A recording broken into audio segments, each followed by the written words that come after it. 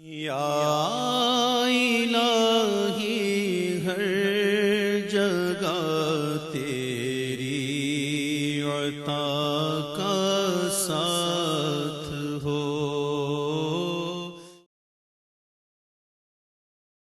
اب آگے چلیے، جوڑا آ رہا ہے سورۃ القیامہ اور پھر اس کا جوڑا ہے سورۃ الدہر۔ بسم اللہ الرحمن الرحیم۔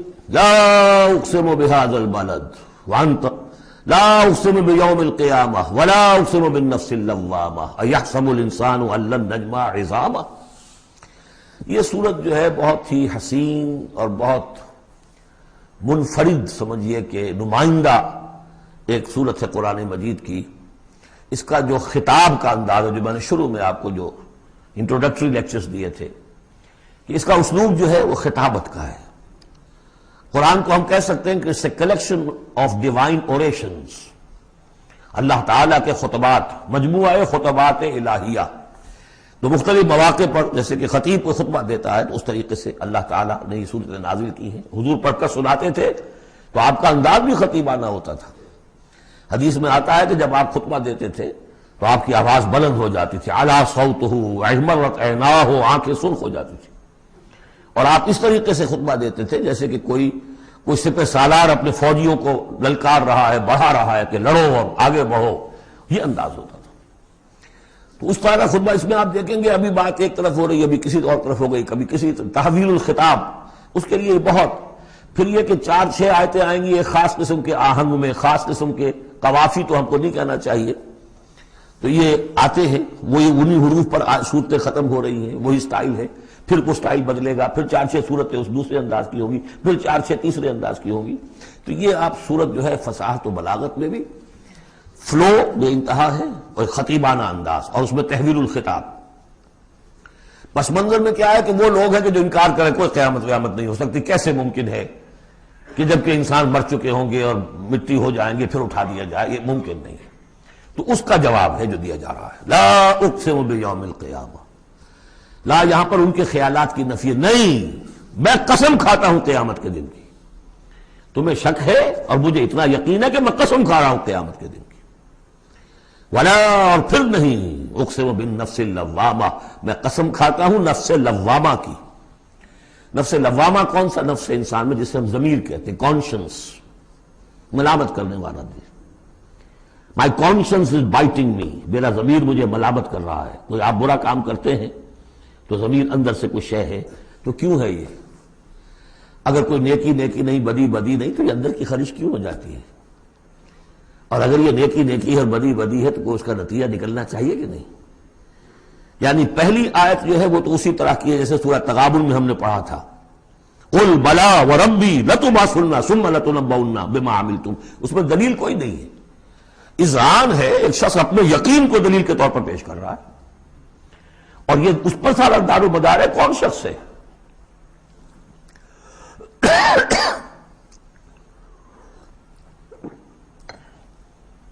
ایسا شخص کہ جس سے کبھی کوئی جھوٹ کا تجربہ کسی کو نہیں ہوا، وہ کہہ رہا ہے۔ سیرت و کردار جو ہے محمد رسول اللہ کی، وہ گویا کہ دلیل کی حیثیت رکھتی ہے اس قول کے پیچھے۔ لا اقسم بیوم القیامہ ولا اقسم بالنفس اللوامہ، یہ تمہارے اندر موجود ہے قیامت کی دلیل، تمہارا ضمیر، تمہارا کانشنس۔ ایحسب الانسان ان لن نجمع عظامہ، کیا انسان یہ گمان کرتا ہے ہم اس کی ہڈیاں جمع نہیں کر سکیں گے؟ بلا قادرین، کیوں نہیں، ہم پوری طرح قادر ہیں، علی ان نسوی بنانا، یہاں کنہ محذوف سمجھنا چاہیے، بلا کنہ قادرین علی ان نسوی بنانا، ہم اس کی ایک ایک پور کو برابر کر دیں گے۔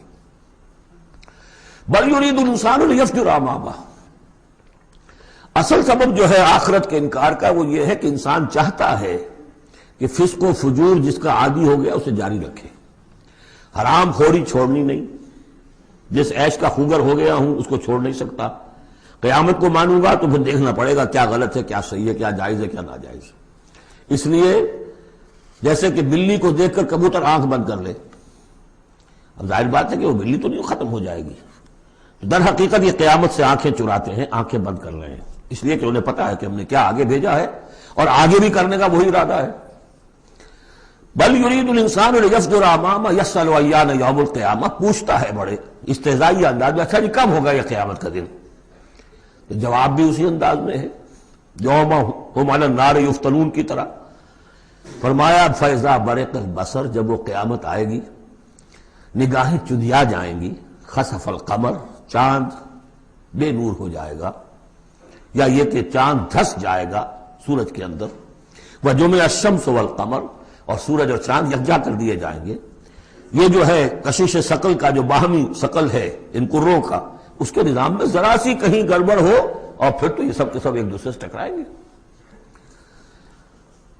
فَإِذَا بَرِقَ الْبَصَرُ وَخَسَفَ الْقَمَرُ وَجُمِعَ الشَّمْسُ وَالْقَمَرُ يَقُولُ الْإِنسَانُ يَوْمَئِذٍ أَيْنَ الْمَفَرُّ، یہی انسان اس دن کہے گا ہے کوئی جگہ بھاگ جانے کی؟ کلا، نہیں، لا وزر، کوئی ٹھکانہ نہیں ہے۔ اِلَىٰ رَبِّكَ يَوْمَئِذٍ الْمُسْتَقَرُّ، اس دن تو تمہیں اپنے رب ہی کے حضور میں جا کھڑے ہونا ہے۔ يُنَبَّأُ الْإِنسَانُ يَوْمَئِذٍ بِمَا قَدَّمَ وَأَخَّرَ، اور جتلا دیا جائے گا انسان کو اس دن جو کچھ اس نے آگے بھیجا ہوگا، جو پیچھے چھوڑا ہوگا۔ ہم اعمال نیک ہوں یا بد ہوں، اس کا کچھ حصہ آگے بھیج دیتے ہیں اپنی زندگی میں، کچھ اس کے پیچھے جو اثرات چلتے ہیں اس کا حساب بھی بعد میں جاری رہتا ہے۔ وہ ڈیبٹ کریڈٹ جو ہے ہمارے کھاتے میں ہوتا رہے گا۔ تم نے یہ نیک کام شروع کیا تھا، آگے آگے پھیل رہا ہے، تو جو اور اس کام میں شریک ہے ان کا اجر بھی رہے گا، وہ پورا رہے گا، ان کے اجر میں سے کمی نہیں ہوگی، لیکن اتنا ہی حساب آپ کے کام میں بھی درج ہوتا رہے گا۔ اسی طریقے سے کسی نے برا کام شروع کیا تھا، جب تک جہاں تک اس کے اثرات جائیں گے تو انسان کو بتا دیا جائے گا یہ تو آپ نے اپنی موت سے پہلے آگے ہی بھیج دیا تھا، یہ تو آپ کے وہ اعمال ہیں، اور یہ ذرا وہ ہے پیچھے اس کے جو اثرات ہیں۔ بل الانسان علی نفسہ بصیرہ، اور انسان کو تو جتلانے کی ضرورت بھی نہیں ہوگی کہ بتایا جائے، ہر انسان کو خود معلوم ہوگا کہ میں کتنے پانی میں ہوں۔ انسان اپنے نفس پر خود بصیرت رکھتا ہے۔ وَلَوْ أَلْقَىٰ مَعَاذِيرًا، چاہے کتنے ہی وہ بہانے پیش کرے۔ ہوتا ہے کہ انسان کوئی شخص جو ہے بڑا چرب زبان ہے اور وہ اپنے آپ کو بالکل ریشنلائز کر لیتا ہے اپنے طرز عمل کو، میں نے ٹھیک کیا، صحیح کیا، کوئی غلط بات نہیں ہے، کوئی عذرات موجود ہیں، تو معترضین کی تو زبان بند ہو جاتی ہے، اب کچھ نہیں کہہ سکتے، لیکن یہ کہ اس کا دل اس کو بتا رہا ہوتا ہے کہ تو جھوٹا ہے۔ بل الانسان علی نفسہ بصیرہ ولو القیٰ معاذیرہ لا تحرک بہ لسانک لتعجل بہ، عجلت والا مضمون یہ بالکل ابتدا میں یہاں آیا تھا۔ اے نبی آپ اس قرآن کے، اب دیکھیے اب گفتگو حضور سے شروع ہو گئی۔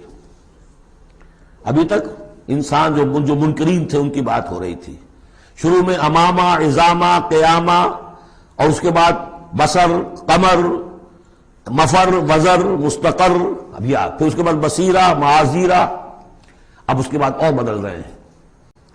لا تحرک بہ لسانک لتعجل بہ، آپ اس قرآن کے ذریعے سے اپنی قرآن کے ساتھ اپنی زبان کو تیزی سے حرکت نہ دیں کہ جلدی سے آپ اس کو یاد کر لیں۔ ان علینا جمعہ وقرآنہ، ہمارے ذمے ہے اس کو جمع کر دینا اور پڑھوا دینا۔ جمع بھی کر دینا کہ اس میں سے کوئی حصہ جو ہے آپ بھولے نہیں، اور قرآن بھی اس کی ترتیب بھی ہم بتاتے جائیں گے کہ اب جو وحی آئی ہے اس کو کہاں رکھنا ہے، تاکہ اس کی ترتیب معین ہو جائے۔ فَإِذَا قَرَأْنَاهُ فَاتَّبِعْ قُرْآنَهُ، پھر جب ہم پڑھوائیں اس کو جس ترتیب سے، اسی کی پیروی کیجیے گا۔ یہ ترتیب وہ ہے ترتیب مصحف جس کے تحت کے قرآن مرتب کیا گیا، اور ہم مانتے ہیں کہ یہ ترتیب نزول کی نہیں ہے، نزول کے ساتھ ہی اللہ تعالیٰ کا حکم آتا تھا کہ اب یہ وہی فلاں جگہ ہوگی۔ ثم ان علینا بیانہ، پھر ہمارے ذمے ہے اس کو واضح کر دینا بھی، جیسے کہ ہم دیکھ چکے ہیں قرآن مجید کی تبیین کرتا ہے۔ سورہ نساء میں دو احکام کے بارے میں آئے گا، یستفتونک، اور حالانکہ وہ حکم آ چکا ہے سورہ نساء میں پہلے، لیکن لوگوں نے سوال کیا تو قل اللہ یفتیکم فی الکلالہ، تو جاؤ اللہ واضح کر دیتا ہے، تم پر ابھی واضح نہیں ہوئی کلالہ کی بات، لوگ وعدہ کر دیتا ہے۔ تو قرآن کے اندر بھی بعد میں واضح کر دی گئی چیزیں، اور یہ کہ پھر حدیث جو ہے سب سے بڑی شے ہے کہ جو اس کی بیان کرنے والی ہے۔ جو انزلنا الیک الذکر لتبین للناس ما نزل الیہم، یہ ذکر ہم نے اے محمد آپ پر نازل کیا ہے تاکہ آپ واضح کریں اس کو ان لوگوں کے لیے جن کے لیے ہم نے اسے نازل کیا ہے۔ نازل آپ پر کیا ہے، صرف آپ کے لیے تو نہیں کیا ہے آپ پر، نازل کیا ہے لوگوں کے لیے۔ اب ان کو واضح کرنا، اس کے اندر کہیں اگر کوئی اشکال ہو تو اسے حل کرنا، کہیں کوئی اگر اجمال ہے تو اس کی تفصیل بیان کرنا، یہ آپ کا کام۔ کلا بل تحبون العاجلہ، کوئی نہیں، تمہارا اصل مرض یہ ہے کہ تم عاجلہ سے محبت کرتے ہو، یہ اس دنیا کی زندگی سے محبت کرتے ہو۔ دیکھیے اب پھر خطاب شروع ہو گیا کفار سے، وَتَذَرُونَ الْآخِرَةَ، اور آخرت کو تم چھوڑ دیتے ہو، نظر انداز کر دیتے ہو۔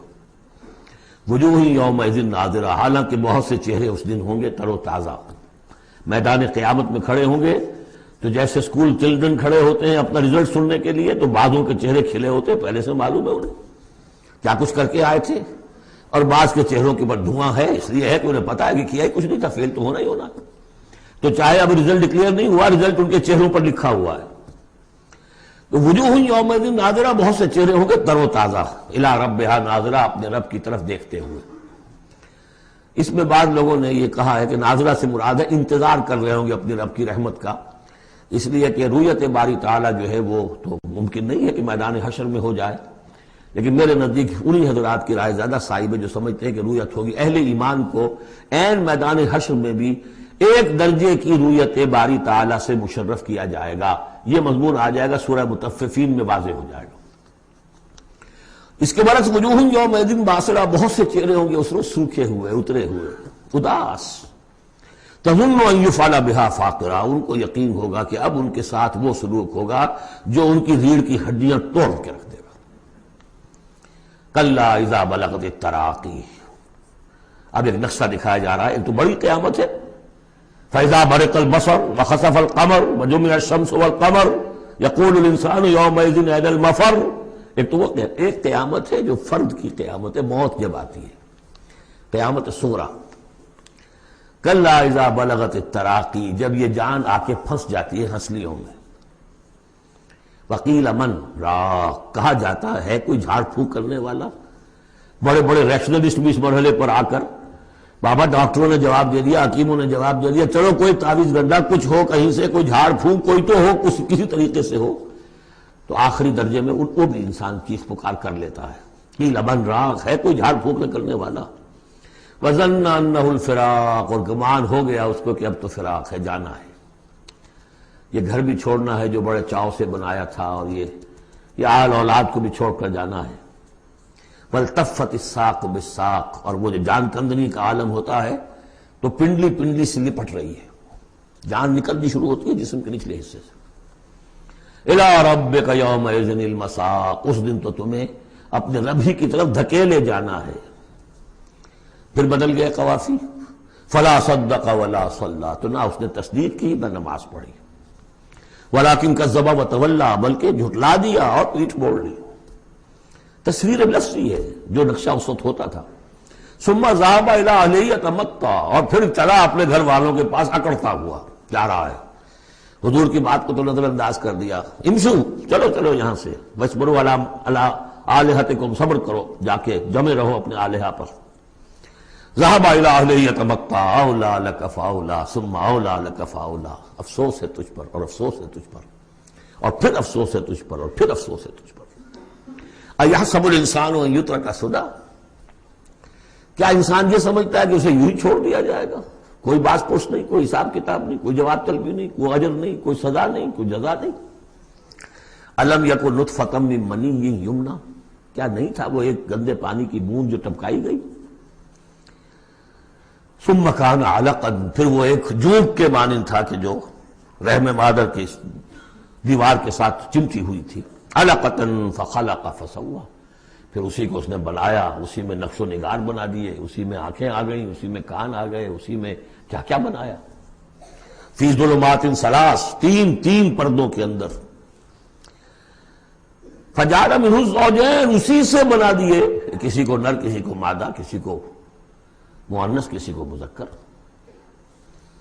الیس ذلک بقادر علی ان یحیی الموتى، عقل کے اندھو یہ سوچو، وہ ہستی جو یہ سب کچھ کر رہی ہے وہ اس پر قادر نہیں ہوگی کہ مردہ کو زندہ کر دے؟